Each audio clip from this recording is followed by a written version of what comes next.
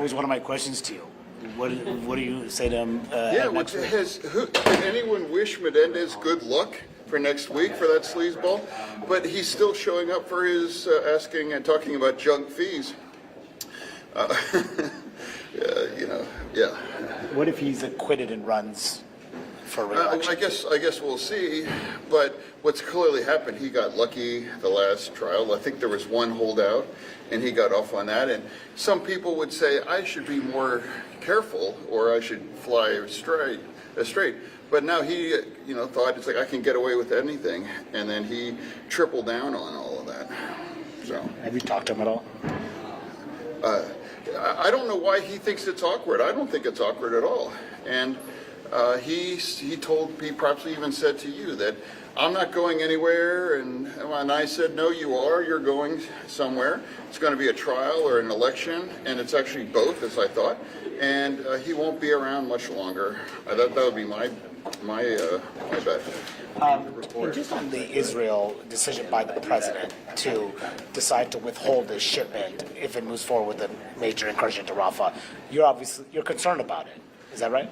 I am concerned about that, and I don't agree with the president. Now, that doesn't change my opinion of the president. We have an amazing president, and I take this opportunity to slam anyone that's going to abandon Biden or uncommitted for Biden or anything.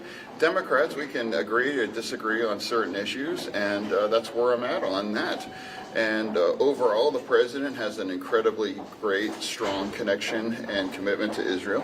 But in that situation, we just happen to agree about it. What are you concerned about specifically? I'm concerned that in some way it demonstrates to Hamas that they're winning the PR war and things. And also, the president cares about the casualties, innocents in Gaza, and Hamas doesn't.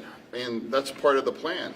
So they are exploiting compassion, the president's compassion or Americans' compassion, and other, that we want to minimize those kinds of a death. But Hamas really is irrelevant about it, or they actually they encourage that the way they design that. So that's I think where we're at. Does it concern you the progressive wing of the party seems to be on this issue? People who are concerned about what's happening on the Palestinian side, we have more influence now with the president. Does it suggest the president is listening to that wing of the party more, and does that concern you? Well, I can't speak to what was behind the president's choice, and that's his. I mean, he's the president. He doesn't have to explain it to anybody. But what I will say is that if any of the progressives continue to talk about abandon Biden or being uncommitted, and they want to play around that kinds of a dangerous situation, they are going to own what happens, and they need to. Ask Nader. How did that work out for you? Mr. Guy, about the environment, you torpedoed what would have been the greatest green president of all time, Gore. Anyone wants to be a spoiler, you're a loser, and it's some weird vanity project that allows our nation to elect presidents. And if you think you're sending a message, that message is, well, the answer was Bush and Trump.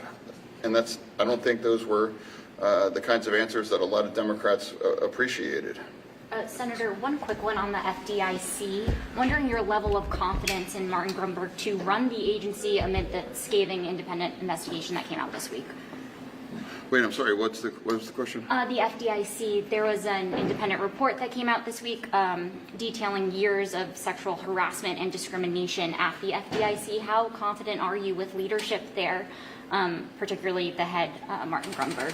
Well, it's certainly something that we have to consider and think. And if we have to review that kinds of thing, of course, that's if it sounds serious, so we have to evaluate all of that. Do you have any plans to meet with him? What? Do you have any plans to meet with him? Not at the moment. So.